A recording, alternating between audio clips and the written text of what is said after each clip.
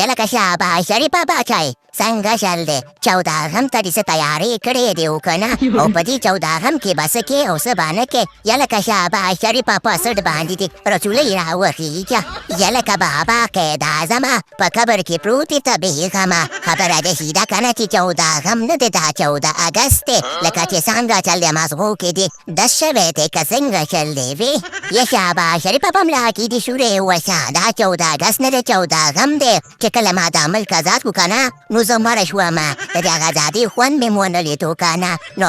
په کټ کې پروت ومه د دې ملک خلک مو ما سره ظلم وکړلو ما ورته دومره ښه وکړه ملک مې ورته ازاد کړو ما هسپتال ته زنګونه وهل نو چا راپسې امبولانس نه راوستلو خلک وایي چې دا پرېږده چې مړ شي نو ظالمه د خدای امبولانس راپسې رانهرل نو اخر ما امسا ورکړه موږ دا 14 اګست دی که 14 غم دی و تاسو وې قید اعظمه موږ خو په تا باندې ډېره ملا تړو موږ یې که چېرته د انګریزانو سره جهاد کړی دی د هندوانو سره د جهاد کړی دی او د روسانو سره د جهاد کړی دی دا ته مې کومې کیسې دې موږ ته شروع کړې و قید اعظمه و تا ته پکې اوس د کوم باغ میلوي خولۍ خو د انقلابیه کوستي د ما د ښکارې لکه چې میلو کېږي د خلکو ته خبره داسې ده که جهاد مهاد مې نه دی کړی دا چې دی کله د انګریزانو راوستمه د انګلند نه نو ما ته دلته به یو ملک درته جوړ کړو او به ته خیره سره موږ ته به کارونه کوي نو ته د یولې ورځې نه ازاد نه یې چې تاسو غوندې خلک جهاد کولی شي مړه تاسو دپاره ما جهاد کولو ولې بې وخته مړ کېدمه زه وکه د اعظم بابا ډېر ښه چې جهاد دې نه دی کړی اوس خو په یو کلنۍ کې مړ شوی او که هې ته دې جهاد کړی نو چا به په 20 کلنۍ کې د خیر سره ګولې درنه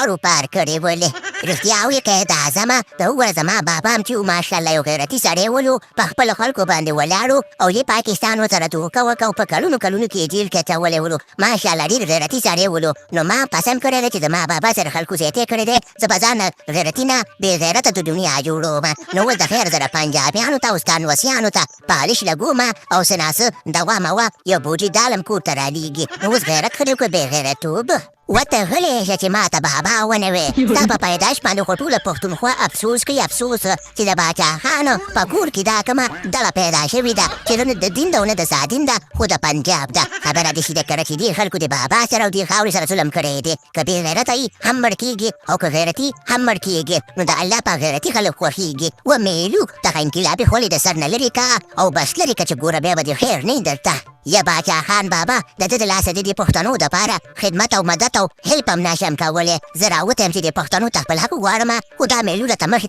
ته کېږي کله یوه خبره کوي او کله بله خبره کوي نو داسې میلوګان د په کور کې پیدا شوي دي خو باچا خان بابا وضع خیر دی و منظوره دا پیدا شوی بې دستوره بس څه وکړو موږ خو نه غوښتل چې داسې میلوګان دی په دې کور کې پیدا شي خو چې اوس پیدا شوي دي نو بس مجبوره یو بس دا به مې څو کاله بعد مړي د خیره سره به دا دنیا به ترېنه صفا شي دا زما نوم خو به تېدلی شي که نه د دې میلونه یاره کاشکې مې دا ملک نو جوړولو چې کله دا ملک جوړ شو نو د ملک جوړېدو یو کال بعد چې دی زه مړ شومه څومره ظلمونه مې وکړه څومره چې خبره قسمونه مې وکړه د ملک دپاره او دې ملک اخر زه مړ کړمه زه خدای مو تباه او برباد کړه د دې 14 غم سره او که نه کاشکې زه هم غیرتي انسان یم او غیرت مې کړی ولو خو به د بې غیرتو مشر بې غیرته یي نو زه خیر دی باقي خبره ده چې پروګرام 14 غم ته ورګایه